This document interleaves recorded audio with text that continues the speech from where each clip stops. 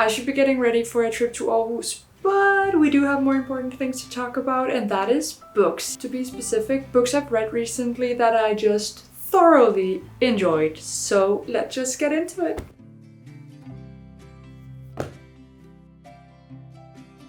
Rivals by Jilly and Cooper from 1988, and this is a story with drama. Declan O'Hara moves his family from exciting London to what he thinks will be a very calm town to do regional TV, but very quickly he realizes, and his family realizes, that that is not the case. And rivalry starts to heat up, secrets are exposed, love crumbles, love blossoms. Like, it is a story about the pursuit of power and ambition. There is everything the heart desires and probably shouldn't desire. I started with the TV show with the same name on Disney Plus and the book at the same time, and I was surprised how much I loved both. I loved the show, but the book was also so good because you get really around to everyone and there's just such depth in it. I just love to follow each character and their lives. And the way this book handled the drama, like pure small town drama, was just immaculate. But you can also very obviously tell that Gillian Cooper, the writer, has very deep respect for both people in general and her characters. It shines through that it is with respect that she writes these characters and that they are layered. There's not just one for the plot here, like they are all there with purpose. They're well-rounded characters, and I really love that when you jump from one character to another. This is the second book in this series, and I have thought about reading the other ones, but I'm not so sure, but I might dabble in it because I started with the second one simply because it's the one the TV shows is based on. You might see more from the Rutshire universe here on the channel. Darrow is a slave in a color-coded society, tolling his way on Mars, thinking that he is working for a better future. When he discovers that that has been a lie and that he has been deceived, his whole people has been deceived, he infiltrates the goal to bring down this color-coded society. But to infiltrate, he must go to one of their elite schools, so he goes to one of their training institutes, and there he must fight and deceive to survive, but also to bring justice to his people. Torn between vengeance and humanity, we follow Darrow on this journey, this hero's journey, with epic battles, thrilling twists, and just a lot of good banter. I listened to all 3 books in the Red Rising series while working. I've known about these books since they came out, but haven't really picked them up. I am not really a sci-fi girl, but I was hooked on these ones. So if you know what to read after those, please hook a girl up, because I might be a sci-fi girl now. I love the depiction of friendship in this book, especially the misunderstandings and the growth you go through as people in a friendship, and just the dynamics between people who genuinely care about each other. I did listen to this as a graphic audiobook where they assign each character a voice actor, and when I'm telling you, it was the whole shebang. There was sound effects, there was music, there was it was intense, you guys. It was very intense listening to those 3 books, but it was incredible. So if you have an audiobook app or somewhere where you can listen to the graphic version, not the graphic, the graphic audio version, I would truly recommend that. It was impeccable. I also just loved being inside of Darrow's head. I know he's a divisive character that some people hated his monologues and others loved them. I was one of those who loved them. I just really liked the way he was thinking. I liked the way he was rationalizing. I liked the way he was feeling to go back to I like all his inner conflicts about being this hero, also kind of self-chosen hero, but we gotta have those, especially in books.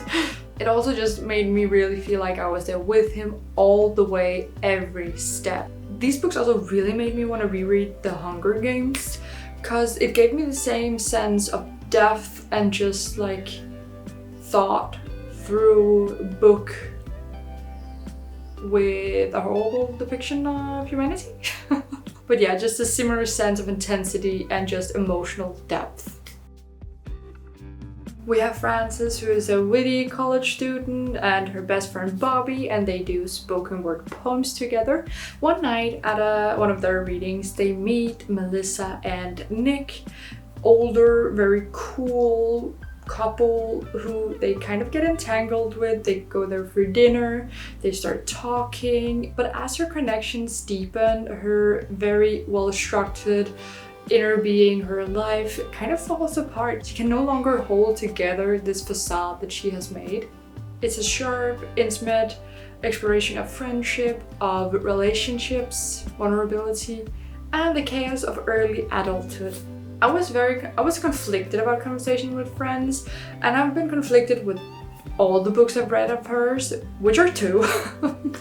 But the thing is, she writes so well, her characters and her stories stay with you. So that's why I keep talking about them on this channel, even though I might not like or enjoy reading her books. But again, her characters stay with me for so freaking long. I keep going back to them, I keep thinking about them. I love the way the characters relate to each other, what they choose to say, and more importantly, what they don't choose to say to each other. Frances' self-reflections were very interesting, but they also felt very self-deprecating, like very self-destructive a lot of the times. But on the other hand, the rawness and realness of her thoughts really came through on the paper. So again, I'm conflicted. A stand-up aspect of this book was how it brings up endometriosis and Frances having this diagnosis, or how Frances navigates her chronic pain, or the lack of navigating it, either because she can't or she won't. This is a very important part of the book and a very important part of Frances' story and her journey in this book. Rooney's writing makes you feel like you're there every step of the way, every page, with Frances while she is in this pain, while she is navigating her life, sharing her struggles. That said, my main issue with Rooney's books is how mean her characters are to each other, or how cold at least they come off in all of their interactions.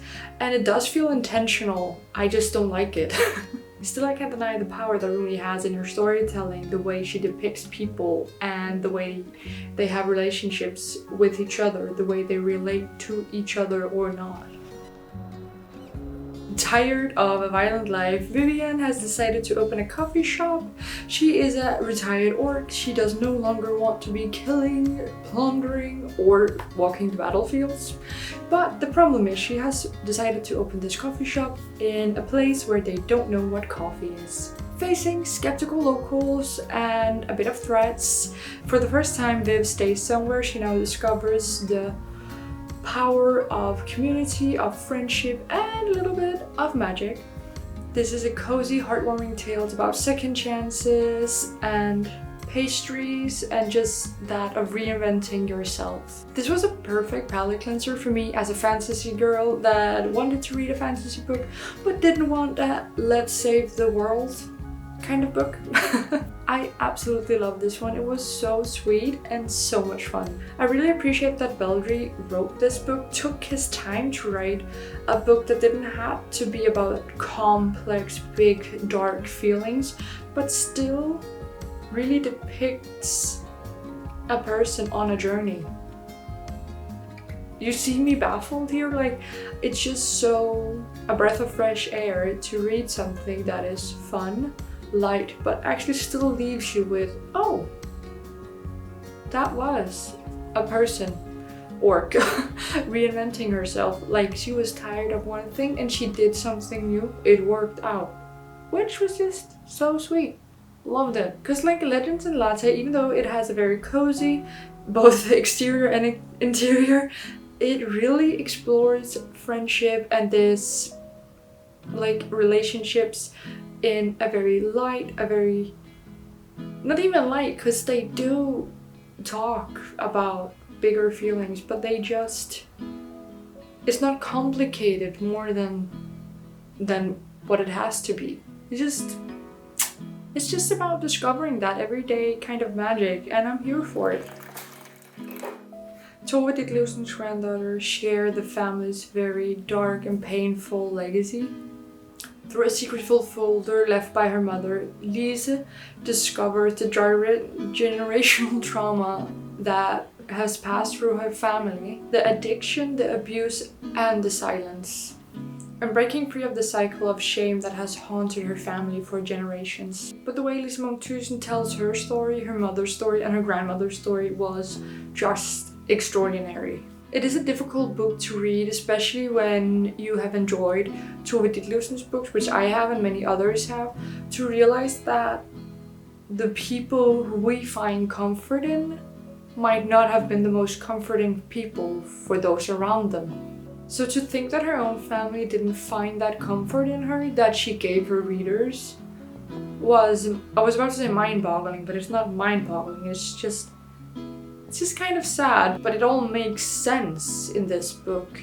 Not that there is an excuse, but there are explanations. And I think in a family with secrets, if like all families have secrets, but where they feel like potent, this is just an extraordinary read of what that unpacking is and what it feels like for these women. So this book just gives such a valuable perspective on families, this family in particular, but just families in general. It explores what we learn, unlearn, and take with us from the people that raise us. Thought-provoking and powerful. It's, as I've tried to articulate, it's just a book that really stays with you. And I applaud Lise Munk for her writing style and the way she was able to connect the dot in such a personal story, but never forgetting that she had an audience.